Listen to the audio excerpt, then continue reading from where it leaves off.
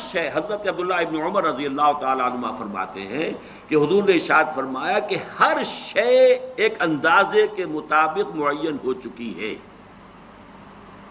یہاں تک کہ کسی کا عاجز ہو جانا۔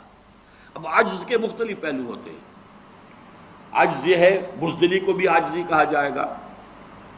آدمی کسی کام کرنے سے کسی وجہ سے عاجز ہے، وہ بھی یہ شاکلہ کا حصہ ہے، یہ اس کے جینز ہے، اس کے اندر آیا یہ سب کچھ۔ کوئی بہادر ہے، کسی میں تحور زیادہ ہے، کسی میں احتیاط پسندی زیادہ ہے، مصلحت کوشی زیادہ ہے، کوئی حساب کتاب سے چلنے والا ہے، جو کوئی جو ہے بکٹر دوڑنے والا، یہ چیزیں۔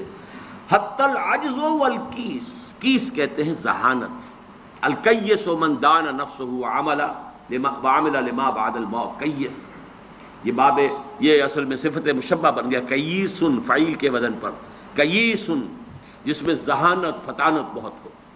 اب یہ ذہانت کسی کی کتنی ہے؟ ذہانت نہیں بڑھ سکتی، شارپ کی جا سکتی ہے، آپ چھری کو تیز کر لیجئے، لیکن یہ کہ اس کا سائز تو وہی رہے گا، چھری تو وہی رہے گی، لیکن یہ کہ ذہانت کو آپ شارپن کر لیں، یا ذہانت کو آپ بروئے کار لے آئیں، لیکن وہ جو بھی دی ہے اللہ نے وہ اتنی رہے گی، اس کے اندر اضافہ نہیں ہوتا۔ یہ ان بلٹ چیزیں ہیں، گیون چیزیں ہیں انسان کے لیے، یہ اس کے شاکلہ کا جز ہے۔ تیسری حدیث، وعن ابی ہریرہ قال، اور یہ جو روایت تھی یہ بھی امام مسلم کی تھی، اور تیسری بھی امام مسلم کی ہے۔ حضرت ابو ہریرہ فرماتے ہیں قال قال رسول اللہ صلی اللہ علیہ وسلم احتج آدم و موسیٰ عند ربہما، اللہ تعالیٰ کے ہاں آدم اور موسیٰ کے درمیان ایک محاجہ ہوا، بحث ہوئی۔ فحج آدم و موسیٰ، فحج، اور آدم جو ہے وہ موسیٰ پر غالب آ گئے۔ قال موسیٰ، حضرت موسیٰ نے یہ کہا، انت آدم الذی خلق اللہ بیدہ، خلقک اللہ بیدہ، آپ ہیں نا وہ آدم جسے اللہ نے اپنے ہاتھ سے بنایا تھا، ونفخ فیک من روحہ، اور پھر آپ نے اپنی روح میں سے پھونکا، واسجد لک ملائکتہ، اور سارے اپنے فرشتوں کو آپ کے سامنے سجدے میں ڈال دیا، واسکنک فی جنتہ ہی، اور پھر آپ کو اپنی جنت کے اندر اس نے مقام دیا اور وہاں ٹھہرایا، ثم اہبطت الناس بخطیئتک الی الارض، پھر یہ آپ نے اپنی خطا کی وجہ سے ہم انسانوں کو جو ہے زمین پہ دے مارا، زمین پر اتروا دیا۔ گویا کہ الزام پروسیکیوشن کر رہے ہیں حضرت موسیٰ حضرت آدم کی، اللہ نے یہی احسانات آپ پر کیے اور آپ نے اپنی اس غلطی کی وجہ سے ہمارے ساتھ یہ معاملہ کرا دیا۔ قال آدم، اب حضرت آدم کی باری آئی، انت موسیٰ الذی اصطفاک اللہ برسالتہ و بکلامہ، آپ وہی موسیٰ ہیں نا جنہیں اللہ نے چنا رسالت کے لیے اور اپنے کلام کے لیے۔ کلم اللہ موسیٰ تکلیما، یہ خاص ایک مقام تھا جو حضرت موسیٰ کو عطا ہوا ہے۔ وَأَعْطَاكَ الْأَلْوَاحَ فِيهَا تِبْيَانُ كُلِّ شَيْءٍ، اور پھر وہ آپ کو تختیاں دی تھیں جو سٹونی ٹیبلٹس، جس کے اندر ہر شے ہدایت کا پورا سامان موجود تھا۔ وَقَرَّبَكَ نَجِيًّا وَقَرَّبْنَاهُ نَجِيًّا، یہ قرآن مجید میں ہے، اور آپ کو قریب کیا تھا گفتگو کرنے کے لیے، کوہ طور پر بلایا، براہ راست مکالمہ کیا۔ فَبِكَمْ وَجَدْتَ اللَّهَ كَتَبَ التَّوْرَاةَ قَبْلَ أَنْ أُخْلَقَ، تو تم نے کیا دیکھا، تورات میں کیا پڑھا کہ کائنات کی تخلیق سے کتنا عرصے پہلے اللہ نے تورات لکھ دی تھی؟ قال موسیٰ 40 عاما، تورات میں ہوگا کہیں یہ کہ تورات اللہ نے کائنات کی تخلیق سے 40 برس پہلے لکھ دی۔ قال آدم، پھر حضرت آدم نے فرمایا فَهَلْ وَجَدْتَ فِيهَا وَعَصَىٰ آدَمُ رَبَّهُ فَغَوَىٰ، اس میں آپ نے یہ آیت بھی پڑھی کہ نہیں پڑھی کہ آدم نے اپنے رب کی نافرمانی کی اور وہ راہ ہدایت سے عارضی طور پر وہ گویا کہ منحرف ہو گئے؟ قال نعم، موسیٰ نے کہا ہاں یہ تو میں نے پڑھی۔ قال فتلومنی علی ما عملت عملا كتبه الله على ان اعمله قبل ان يخلقني ب40 سنة، تو اب کیا آپ مجھ پر الزام لگا رہے ہیں اس چیز کے لیے کہ جو اللہ نے لکھ دی تھی میری تخلیق سے بھی 40 برس قبل؟ اخلقہ ہے یہاں پر اخلقہ، جبکہ میں پیدا کیا جاؤں۔ قال رسول اللہ صلی اللہ علیہ وسلم حج آدم موسیٰ، تو حضرت حضور نے فرمایا کہ حضرت آدم جو ہے وہ بازی لے گئے حضرت موسیٰ پر۔ اب یہاں پہ جو لفظ میں چاہتا ہوں خاص طور پر نوٹ کر لیں، اس حدیث میں کئی سوالات اٹھ کھڑے ہوتے ہیں ذہنوں میں، وہ لفظ کتاب ہے، کتب، یہ کتاب ہے اللہ کا وہ علم قدیم، اس کو اسی کے حوالے سے اسی دروازے سے اس حدیث میں داخل ہوں گے تو کوئی اشکال نہیں، اور اگر ادھر ادھر کہیں بھٹک جائیں گے تو پھر یہ کہ اس سے نکلنا نصیب نہیں ہوگا، لیکن یہ اللہ کا وہ علم قدیم ہے جو غلط نہیں ہو سکتا۔ چوتھی حدیث، اچھا یہ بڑی اہم ہے اور یہ 40 نووی میں بھی ہے، اور اس میں وہ بات واضح ہو جائے گی کہ فطرت کی جڑ کیا ہے اور خلقت کی جڑ کیا ہے۔ وعن ابن مسعود رضی اللہ تعالی عنہ، حضرت عبداللہ ابن مسعود سے مروی ہے، قال حدثنا رسول اللہ صلی اللہ علیہ وسلم وهو الصادق المصدوق، وہ فرماتے ہیں کہ ہمیں بتایا اللہ کے رسول صلی اللہ علیہ وسلم نے، اور نوٹ کرو وہ صادق ہیں مصدوق ہیں، صادق ہیں سچے ہیں، مصدوق ہیں کہ ان کی سچائی پر خود اللہ گواہ ہے۔ اچھا یہ کیوں کہنے کی ضرورت پیش آئی؟ کسی عام طور پہ شاید میرے علم میں تو نہیں کہ کسی اور حدیث سے پہلے یہ الفاظ ہوں، اس لیے کہ اس میں جو امور آ رہے ہیں وہ عام ذہن انسانی اس کو ذرا قبول کرنے سے تھوڑا سا ہچکچاتا ہے، رکتا ہے، تو اس لیے ایمفیسائز کیا ہے وَهُوَ الصَّادِقُ الْمَصْدُوقُ۔ وہ کیا بتایا حضور نے؟ اَنَّ خلق احدکم یجمع فی بطن امہ 40 یوما، تم میں سے ہر شخص کی خلقت اس کے ماں کے پیٹ میں 40 دن ہوتی ہے، نطفتن 40 یوما نطفتن، ویکون علقۃ مثل ذلک، اسی طریقے سے پھر وہ علقہ کی صورت میں ہوتی ہے، ثم یکون مضغۃ مثل ذلک، پھر اتنا ہی عرصہ اس کا مضغہ کی ایک سٹیج ہے، ثم یبعث اللہ الیہ ملکا باربع کلمات، پھر اس کو اللہ تعالیٰ اس کے پاس بھیجتا ہے، یعنی یہ 120 دن 4 مہینے، اس کے بعد نفخ روح ہوتی ہے، اور اس نفخ روح کے ساتھ ہی وہ جو علم الہی کی کتاب قدیم ہے اس میں جو اس شخص کا کھاتا ہے پرٹیکولر، اس کا پرسنل لیجر جو ہے، وہ اس کی پوری کاپی جو ہے وہ وہاں پر درج کر دی جاتی ہے۔ تو اللہ تعالیٰ بھیجتا ہے، یا یہیں سے بعض فقہا نے یہ مسئلہ نکالا ہے کہ 120 دن تک 4 مہینے تک جو جنین ہوتا ہے رحم مادر میں، اس پر انسان کا اطلاق نہیں ہو سکتا، وہ حیوان انسان تو ہے صرف، ابھی انسان نہیں ہے، انسان اس وقت مکمل ہوگا جب روح پھونکی جائے گی، اور وہ 120 دن کے بعد ہے۔ ثم یبعث اللہ الیہ ملکا، پھر اللہ تعالیٰ بھیجتا ہے اس کی جانب ایک فرشتے کو، باربع کلمات، 4 باتوں کے ساتھ، فیکتب لہ، اب یہاں پہ کتاب کے لفظ کو پھر نوٹ کر دیجئے، میں سمجھتا ہوں بڑا مناسب لفظ زبان پر آ گیا کہ وہ جو ایک بڑا وہ سپریم کمپیوٹر ہے، اس میں جو بھی کھاتا ہے پرسنل اس شخص کا، اس انڈیویجول کا، جو فلاں تاریخ کو فلاں جگہ پر وہ 120 دن کا جنین بن جائے گا، اس کا کھاتا وہاں سے لا کر منتقل کر دیا جاتا ہے، اور یہ ہمارے وجود میں پیوست کر دیا جاتا ہے۔ یہ بھی نوٹ کریں، یہ سورہ بنی اسرائیل میں ہے،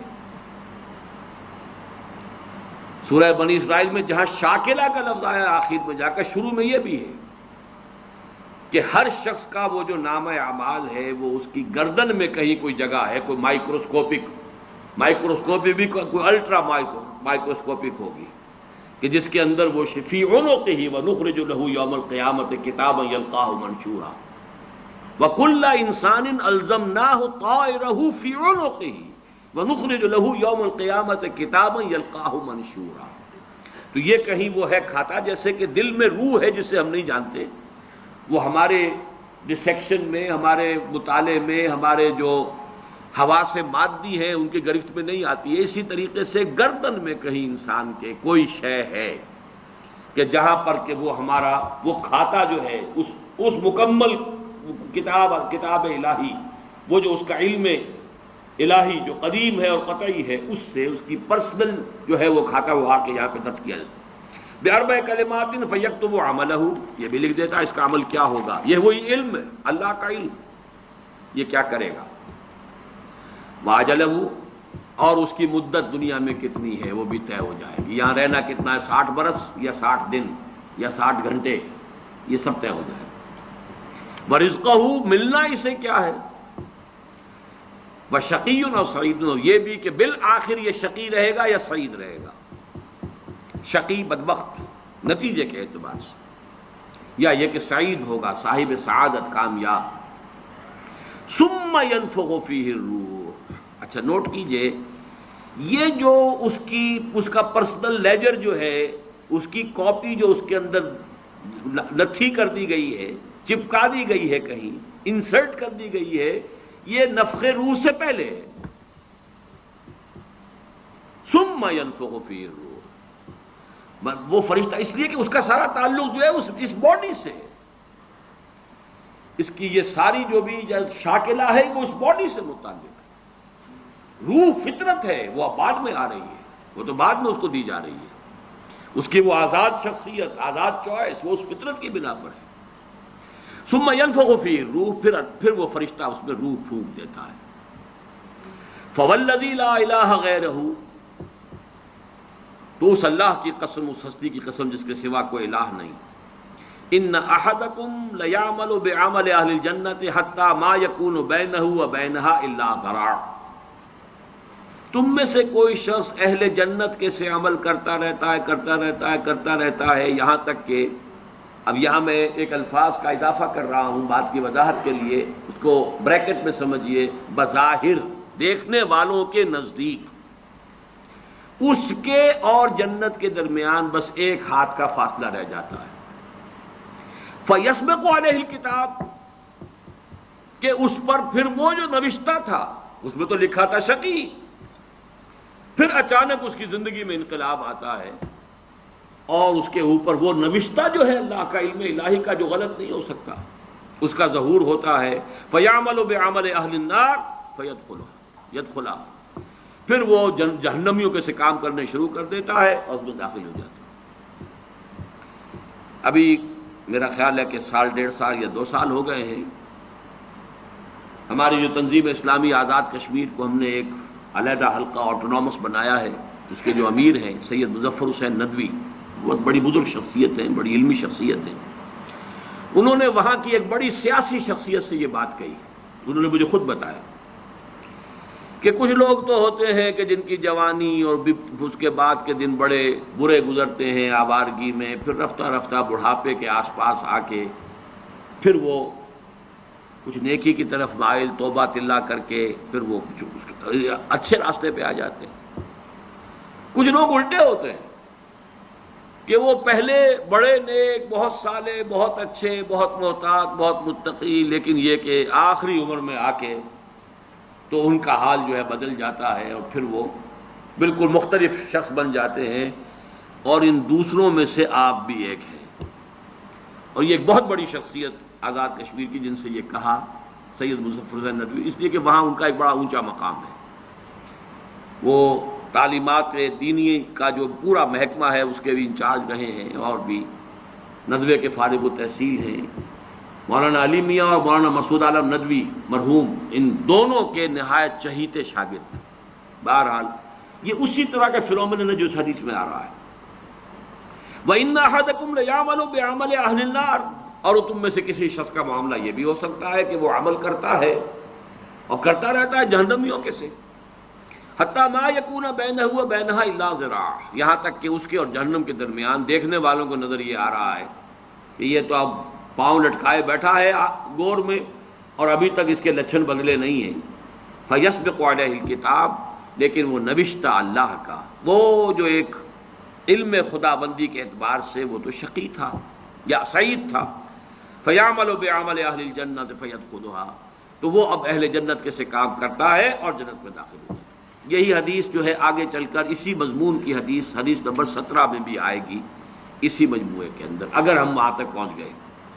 اب یہ حدیث جو ہے اس اعتبار سے متفق علیہ، پہلی حدیث آئی ہے متفق علیہ اس باب میں، پہلی 3 حدیثیں جو ہیں وہ 3 پڑھی ہیں، کتنی پڑھی ہم نے پہلے؟ 1 2 3، یہ چوتھی حدیث ہے اور یہ ہے متفق علیہ. باقی 3 کی 3 صرف صحیح مسلم کی تھی اور بڑی عظیم حدیث ہے، بہت عظیم حدیث. ایک تو فطرت اور جبلت یہاں واضح ہو گئی. ایک سرشتے خلقت ہے انسان کی، ایک فطرت ہے. فطرت ہے، اس کا تعلق اس کا روح ملکوتی سے، وہ روح ہے. ثم ينفخ فيه الروح، روح پھونکتا ہے اس سے پہلے 120 دن کا جو یہ جنین ہے، جو امبریو ہے اور وہ لیونگ ہے، اس کے اندر لائف کے تمام جو بھی اوصاف ہے وہ موجود ہے، وہ تو پہلے دن سے ہیں. سپرمیٹوزوان بھی اگر تھا تو وہ بھی زندہ تھا، متحرک تھا، فعال تھا. اور اگر اوم تھا ماں کی طرف سے تو وہ بھی زندہ شے تھی، لیونگ ایک آرگنزم ہے. لہذا کوئی وقت بھی اس کے اوپر ایسا تو نہیں آیا، وہ تو حیات سے حیات چلی آ رہی ہے. وہ ماں کی حیات اور باپ کی حیات، ان دونوں سے مل کر حیات کا ایک سلسلہ جو ہے وہ شروع ہو گیا ہے. لیکن 120 دن کے بعد وہ مرحلہ آتا، اس سے پہلے خلقت ہے صرف. اور اس خلقت سے تعلق ہے ان 4 چیزوں کا جس کا تعلق کتاب سے. یہ ہے گیون چیزیں اس کے لیے. البتہ یہ کہ اس کے بعد جب روح پھونکی گئی، یہ روح وہ ہے کہ جو اس کا اپنا چوائس ہے.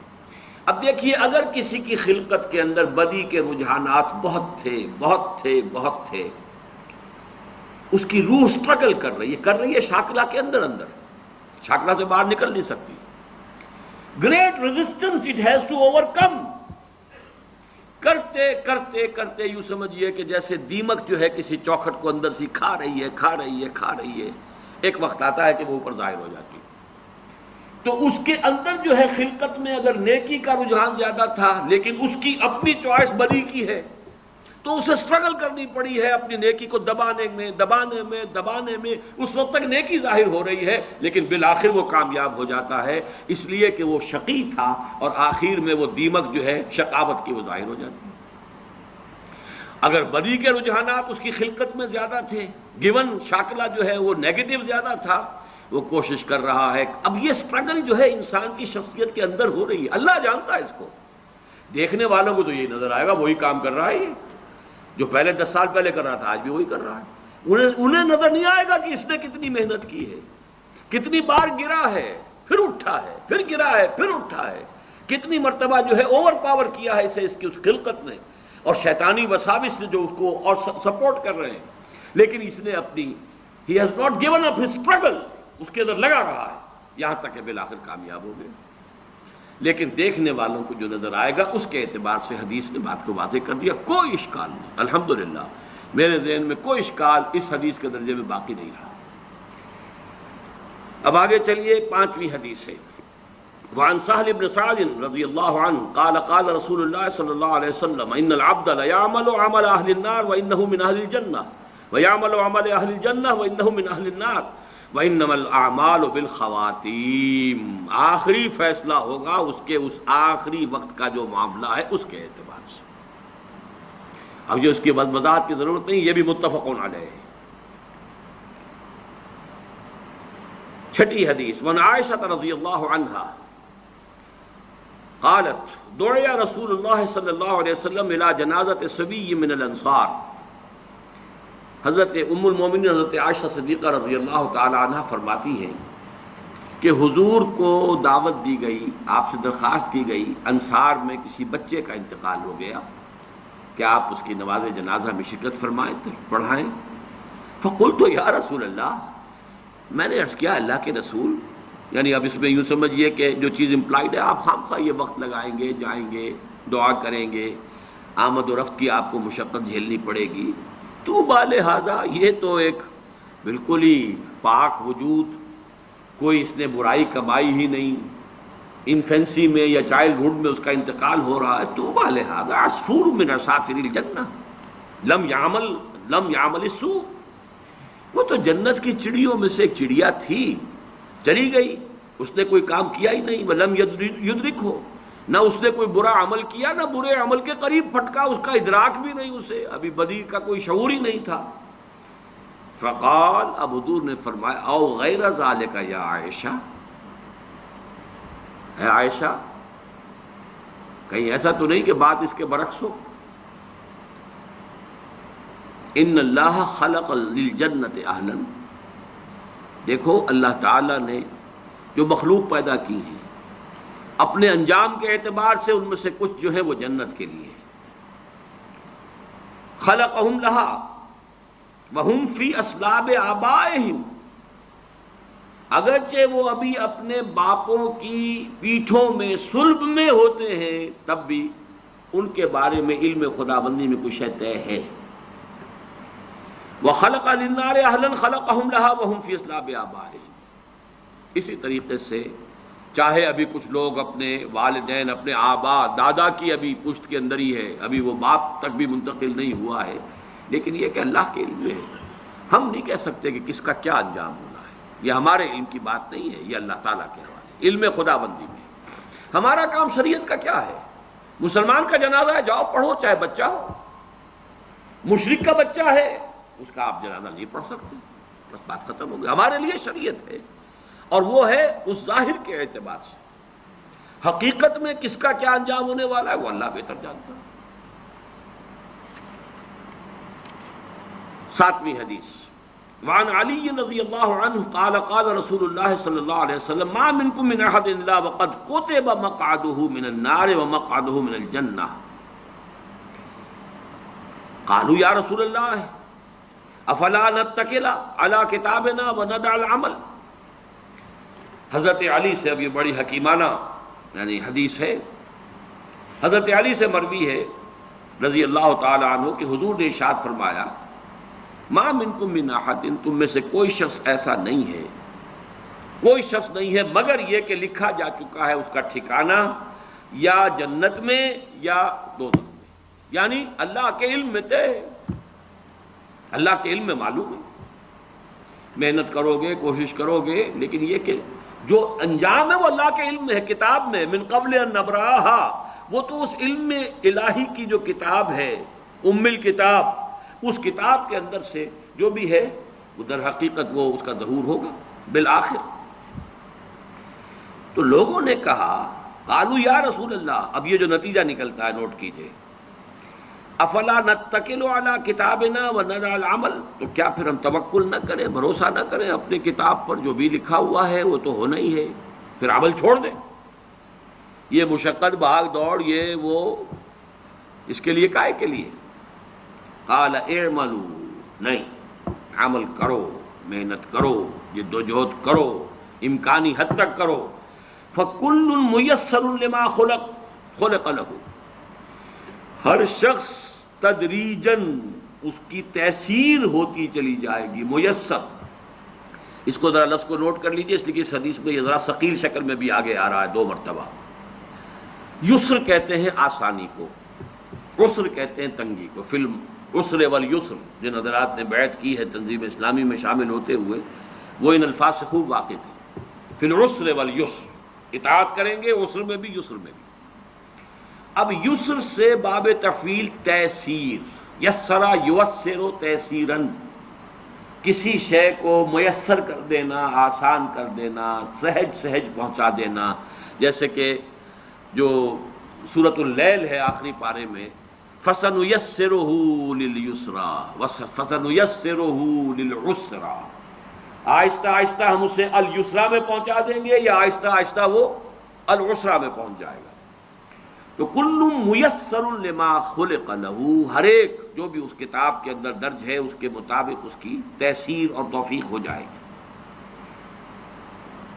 اما من کان من اہل السعادۃ فَسَيُيَسَّرُ لِعَمَلِ السَّعَادَةِ، تو جس کا اللہ تعالیٰ کے اس علم میں سعادت کا ہے انجام، وہ سعادت کے لیے آسان کیا جائے گا، اس کے لیے سعادت اور نیکی کے راستے کھول دیے جائیں گے، کھلتے چلے جائیں گے۔ وَأَمَّا مَنْ كَانَ مِنْ أَهْلِ الشَّقَاوَةِ شَقِيٌّ وَسَعِيدٌ، یہ ہم اس حدیث میں پڑھ چکے ہیں متفق علیہ میں، یہ بھی لکھ دیا جاتا ہے۔ تو فرمایا فَسَيُيَسَّرُ لِعَمَلِ الشَّقَاوَةِ ثم قرأ فأما من أعطى واتقى وصدق بالحسنى فسنيسره لليسرى۔ اب یہاں دیکھیے آیت جو کوٹ کی ہے آپ نے وہ بالکل وہی ہے، 4 شرطیں پہلے انسان پوری کرتا ہے، 3 کم سے کم 3 آتے، فأما من أعطى، واتقى وصدق بالحسنى فسنيسره لليسرى. جو شخص اعطاء، جود، سخاوت، لوگوں کی تکلیفوں کو رفع کرنے کے لیے اپنا مال خرچ کرنا، اس کے لیے کوشاں رہتا ہے، پھر بچتا ہے، لوگوں کی دل شکنی سے بھی بچتا ہے، لوگوں کو نقصان پہنچانے سے بچتا ہے، اللہ کے احکام کو توڑنے سے بچتا ہے، اور صدق بالحسنى، اور جو بھی سچی اور اچھی بات سامنے آئے اس کی تصدیق کرتا ہے. یہ 3 شرطیں پوری کرو گے فَسَنُيَسِّرُهُ لِلْيُسْرَىٰ، تو ہم اس کو سہج مشکلات جو ہیں اس راستے کی آسان سے آسان کر دیں گے، دروازے کھولتے چلے جائیں گے. جیسے کہ فرمایا وَالَّذِينَ جَاهَدُوا فِينَا لَنَهْدِيَنَّهُمْ سُبُلَنَا، اپنے راستے ان کے لیے کھولتے چلے جائیں گے.